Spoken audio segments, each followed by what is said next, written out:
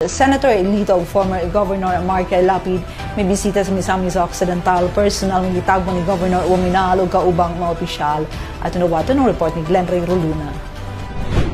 Si Senador Lito Lapid ug kanhi Pampanga Governor Mark Lapid ang nahidangat sa Uzamis City Airport adto nakalabay nga adlaw. Diin sila mainiton nga gidawat ni Governor Henry S. Wominal uban ni kanhi City Administrator Attorney Sam Norman Fuentes uban sa mga opisyal sa Uzamis ug ni Tangub City Mayor Ben Kadama.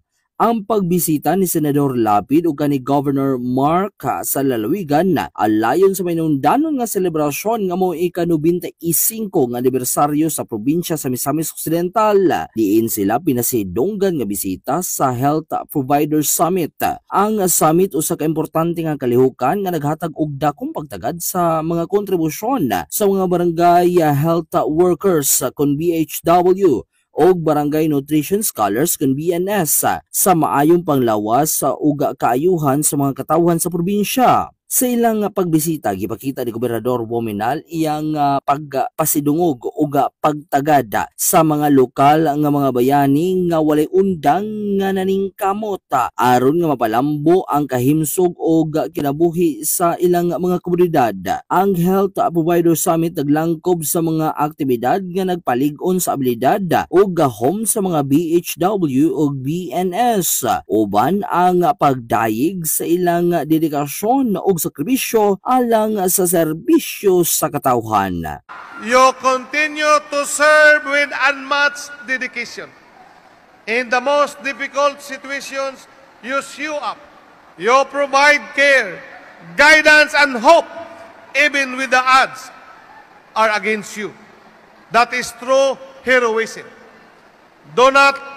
You do not ask for recognition, but today, karong adlaw, we are here to honor you and your sacrifices. Atong pagpakan ang atong kagalingon. As your governor, together with our provincial officials, we are committed of ensuring that you receive the support you need to fulfill your duties effectively. We will work towards providing more resources and benefits, better training and stronger support system to further empower you in your work. Si Senador Lito ug kanhi Gobernador Mark Lapid nagpadayag sa ilang kalipay ug pagsuporta sa mga inisyatibo nga nagpalambo sa kalambuan sa panglawas sa lalawigan.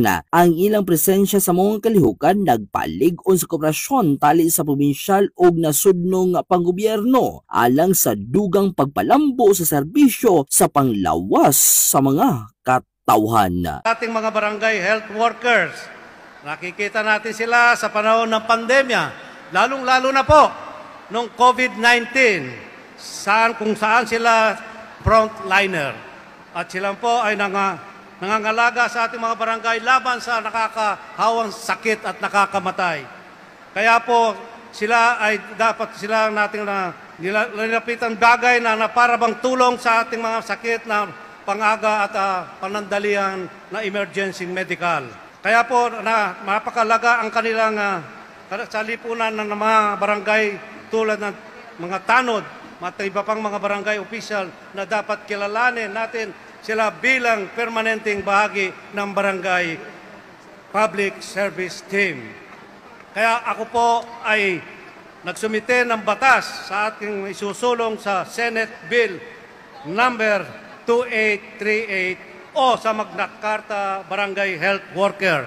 Ito po ay kapakanan ng ating mga barangay health worker. Layunin po ng panukalang batas na ito ay mabigyan sila ng nararapat na benepisyo, proteksyon at pagkilala sa kanyang mga serbisyo.